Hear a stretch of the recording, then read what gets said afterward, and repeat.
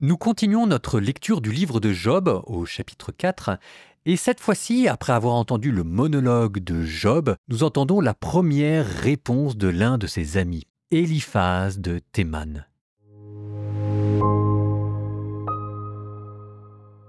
Éliphaz de Théman prit la parole et dit : « Allons-nous t'adresser une parole ? Tu n'en peux plus. Mais qui pourrait garder le silence ? Tu faisais la leçon à beaucoup, tu soutenais les mains défaillantes, tes propos redressaient celui qui perd des pieds, tu fortifiais les genoux chancelants, et maintenant que cela t'arrive, tu te décourages ? Te voici atteint et tu es bouleversé. Ta piété n'est-elle pas ton appui ? Ta vie intègre n'est-elle pas ton espérance ? Souviens-toi, quel innocent a jamais péri ? En quel lieu des hommes droits ont-ils disparu ? Je l'ai bien vu, moi. Les laboureurs d'iniquité et les semeurs de misère eux-mêmes la moissonnent. Sous l'haleine de Dieu, ils périssent. Au souffle de sa colère, ils sont anéantis. Le lion a beau rugir, le fauve gronder, les crocs des lionceaux seront brisés. Le lion adulte périt faute de proie, les petits de la lionne se dispersent. Une parole furtive m'est venue. Mon oreille en aperçut le murmure. Dans les cauchemars, les visions de la nuit, quand tombe une torpeur sur les humains, un effroi m'a saisi, un frisson a fait trembler tous mes os, un souffle a glissé sur ma face, il a hérissé les poils de ma chair.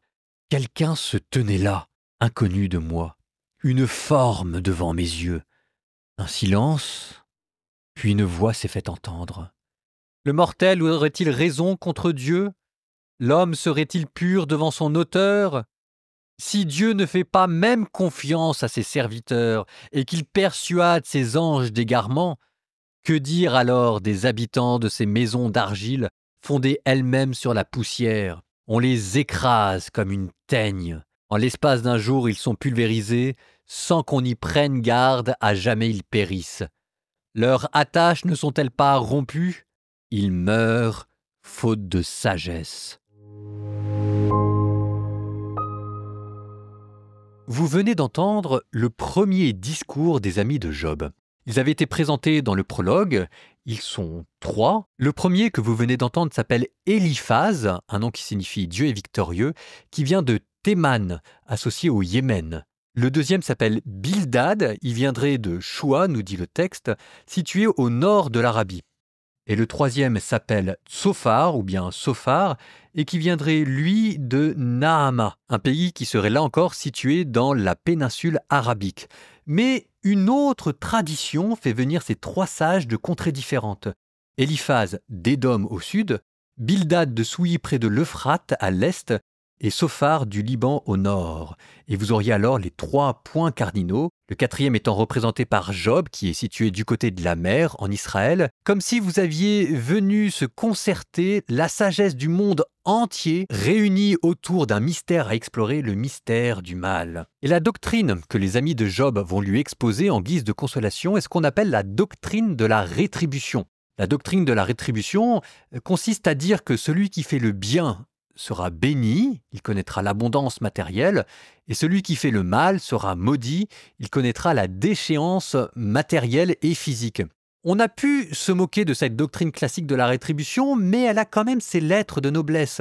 D'abord, elle est basée sur la justice parfaite de Dieu qui, nous dit la Bible, rend à chacun selon ses œuvres. Et puis ensuite, ne l'oublions pas, la doctrine de la rétribution est globalement vraie. C'est quand même vrai que globalement, quand on fait les choses bien, on obtient le bonheur, et quand on fait les choses mal, on obtient le malheur. Simplement, je dis qu'elle est globalement vraie, c'est-à-dire qu'elle est d'une vérité statistique. C'est-à-dire que la doctrine de la rétribution se trouve principalement vérifiée à un niveau macroscopique, au niveau des pays, au niveau des villes, au niveau des peuples. Quand un peuple fait n'importe quoi, il ne connaît pas la réussite sociale. Bon, mais si c'est vérifié au niveau du peuple, au niveau d'une société, ça ne veut pas dire que ce soit toujours vérifié au niveau individuel. Ce qui est vrai au niveau collectif l'est globalement au niveau individuel, mais il y a toujours des exceptions. Et Job fait partie de ces exceptions.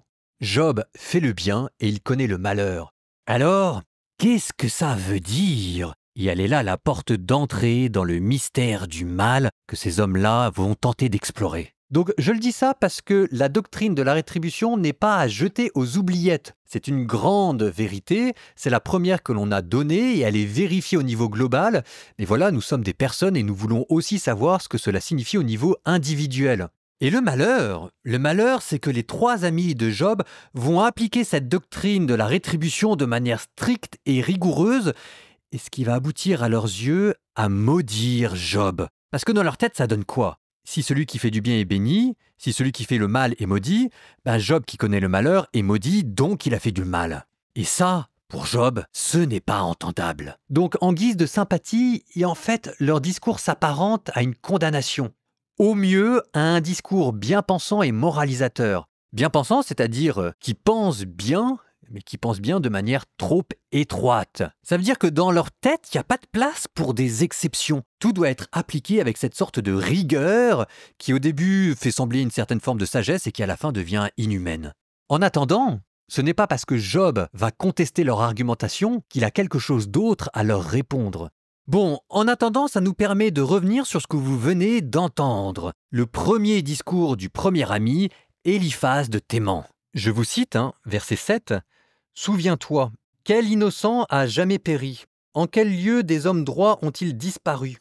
Je l'ai bien vu, moi, les laboureurs d'iniquité et les semeurs de misère eux-mêmes la moissonnent. Sous l'haleine de Dieu ils périssent, au souffle de sa colère ils sont anéantis. » À propos de ce discours, mes notes de bas de page dans ma Bible indiquent « Cette première intervention d'Éliphaz se veut essentiellement conciliante. » Éliphaz ne se montre pas arrogant ou condescendant. Il utilise plutôt dans sa manière de parler une technique de conseil. Il est le sage qui aide la personne souffrante à acquérir une nouvelle compréhension de la réalité en utilisant avec des injonctions des formulations indirectes qui permettent de voir dans ses propos une certaine empathie. Vous verrez comment cela va contraster avec les 2 autres amis de Job. Éliphaz, c'est le plus sympa de tous les 3. Il présente par exemple son savoir de manière plutôt humble.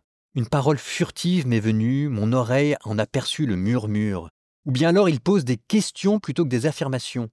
Le mortel aurait-il raison contre Dieu, l'homme serait-il pur devant son auteur? Éliphaz de Théman, si vous voulez, c'est l'ami qui vient vous consoler, qui n'a pas forcément beaucoup de choses à dire, sinon des platitudes qui viennent du fond traditionnel et commun de l'humanité, mais ça ne l'empêche pas pour autant de se sentir proche de vous. D'une certaine manière, il fait de son mieux parce qu'il reste votre ami. On aura l'occasion demain de reprendre son discours. Pour l'instant, je vais m'arrêter ici parce que je voudrais simplement camper le personnage, tant il est vrai que souvent, nous avons en face de nous des Éliphaz de Théman qui font du mieux qu'ils peuvent, mais qui, malgré leur amitié, finissent par nous enfoncer dans notre malheur. Mais aussi, parfois, c'est nous. Souvenez-vous d'une chose, c'est que le silence en face de la douleur a quelque chose d'insupportable et qu'on ne peut pas s'empêcher de parler. On ne peut pas s'empêcher de parler, quitte à dire des platitudes. Ça me fait penser à une phrase qu'il y a dans The Chosen, vous savez, cette série qui parle de Jésus, et à un moment donné, vous avez un apôtre qui subit le deuil de quelqu'un qui est mort proche de lui. Et Pierre essaye de le réconforter en lui disant des platitudes qui sont vraies, et l'apôtre, je ne donnerai pas son nom pour ne pas spoiler, se tourne vers lui et dit « Est-ce que ces paroles que tu m'as données, quand toi tu étais dans le malheur, est-ce qu'elles ont réussi à te consoler ?» Et la réponse était « Non ».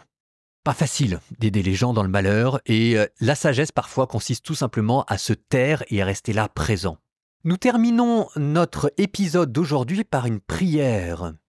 Au nom du Père et du Fils et du Saint-Esprit, Amen. Seigneur, nous te demandons d'être notre sagesse.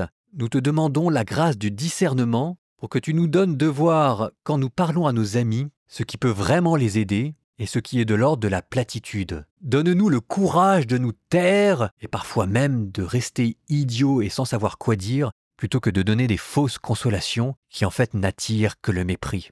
Seigneur, apprends-nous la sagesse, à ne pas juger, à ne pas plaquer des certitudes, apprends-nous à nous taire et à écouter. Nous te confions tous nos proches qui sont dans le malheur, et c'est vers eux que notre cœur ira aujourd'hui. Et vous, que le Seigneur vous bénisse et vous garde, le Père, le Fils et le Saint-Esprit.